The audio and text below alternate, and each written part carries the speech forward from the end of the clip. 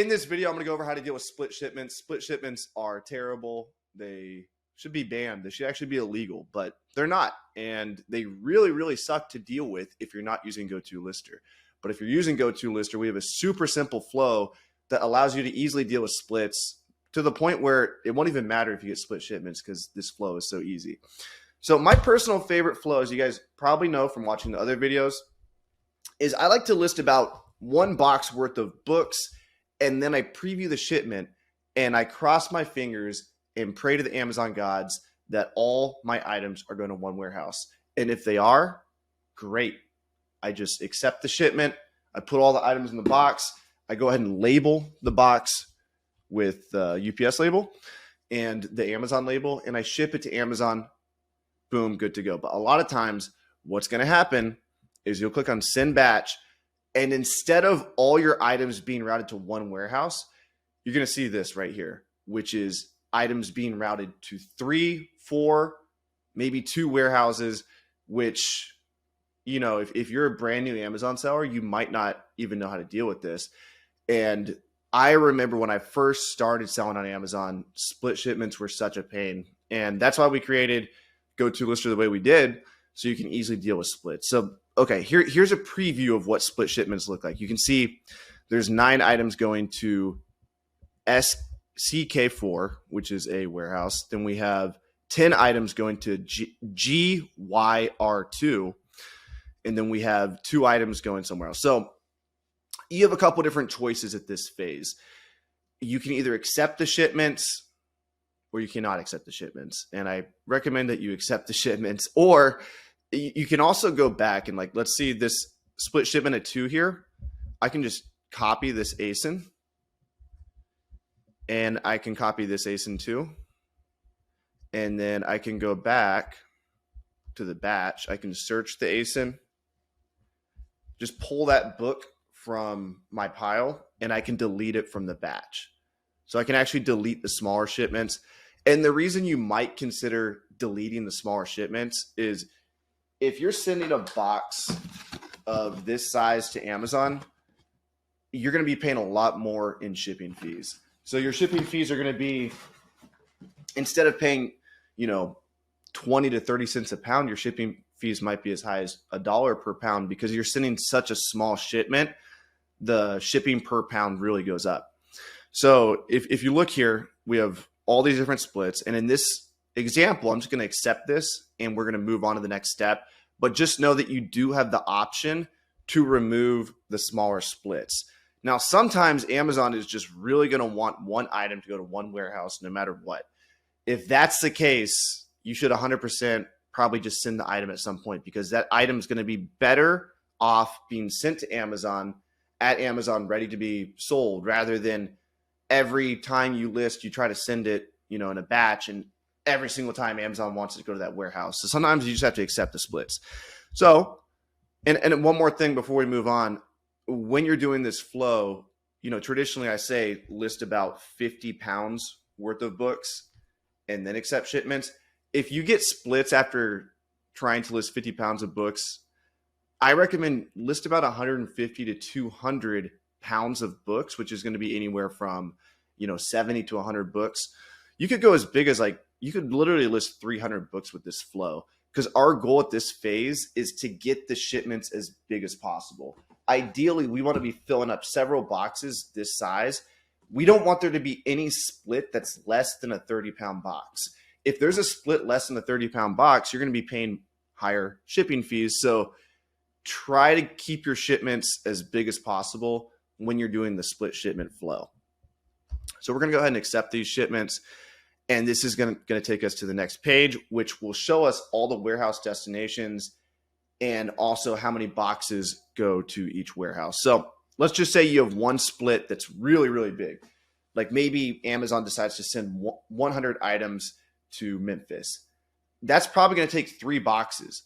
So as you're scanning the items in the box, which I'll show you in just a second, you always have the option to add a box here. So you can click on add box and it will add box number 2. But since we're just starting, we're going to keep all these as they are. And so you can see we have 3 different warehouse destinations here. We've got GYR3, GYR2, and SCK4. So what I recommend you do is label each box. So we're going to take each box and I'll put SCK4 here. And then we're going to put GYR2 here.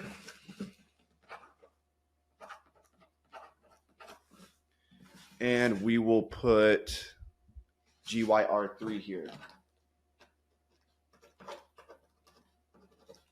Now, keep in mind, for the purpose of this video, I'm just showing you different boxes. These boxes are really small. Again, I recommend trying to get your split shipments to the size where all your boxes are about this big. But occasionally you are going to have to send a box of 2 or 3 books, or maybe 1 book. And that's why it's important when you buy stuff on Amazon, just keep the box so you can use it for this flow. Okay. So now what we're going to do, we've already labeled the books in the previous step. We've already created the batch. We've already labeled them. So they're good to go. So what you can do now is just take that F and SKU label, select the scan box here, and scan in. You're going to scan the F SKU into the box. And as you can see, it's going to tell us which box to put it in. So it's going to go in GYR2, box number 1. So GYR2 is right here, box number 1. We're good to go. So then we can scan another book.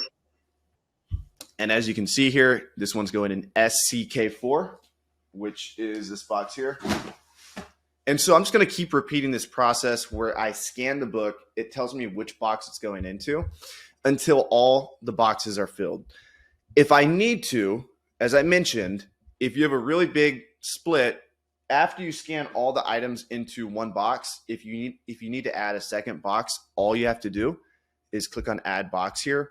And then as you scan the items again, it will be adding them into box 2. So if you have one split that takes multiple boxes, simply click on add box and it'll do that for you. If you have, for example, 2 books that you quickly want to add to one box, you can just click on add all to box 1 and it's going to put those books in that box very quickly. At any point in time, you can click on view shipment so you can see which items have been scanned in, which ones have not yet been scanned in. And you can also edit the shipment. So this is something new. If you want, for whatever reason, if you want to pull out an item, Amazon will let you toggle this up to 5%. So if you have 100 books, they'll let you do 6 units in that case, because 5% of 100 is 5. If you have 200 items, they'll let you edit out. They'll let you remove 10. Anything less than 100, they're going to allow you to edit 6, which is pretty nice actually. So at any point in time, you can quickly edit your shipments there. Okay, after you've scanned all your items into their boxes and make sure everything's correct, you've edited the quantities if you needed to, what we're going to do is click on send box content here.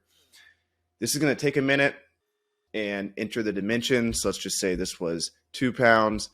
I don't want to charge my Amazon account a lot, so I'm just going to, for the purpose of this video, put super light weights. So we'll just put 2 pounds, 1 pound, 1 pound. And then for the box length, just enter whatever dimensions. I usually just enter 12 by 16 by 12. That's around the size of my boxes. But if they're different and you want to follow the rules, you can. Just make some numbers up. It's going to take a minute here for Amazon to receive all the information you just sent. So just be patient. And as you can see now, Amazon has received the information. So we're just going to click on submit down here. This is going to send the box content information, and then we're going to have the option to buy shipping. Okay, so at this stage, you're going to be able to see each warehouse destination, how many boxes are included at each warehouse. And all you're going to do is make sure your Rollo printer is connected. Select thermal printer 4x6. Click on accept charges here, and this is going to print the labels for you, and you'll be able to complete your shipment 100% within Go2lister, put the labels on the box, and ship them out to Amazon. If you guys want to see a video of me labeling the box, I'll link that below. But that's how you deal with split shipments. Hopefully you guys have fun sending your shipments to Amazon, and it's not super stressful. And much love. See you in the next video.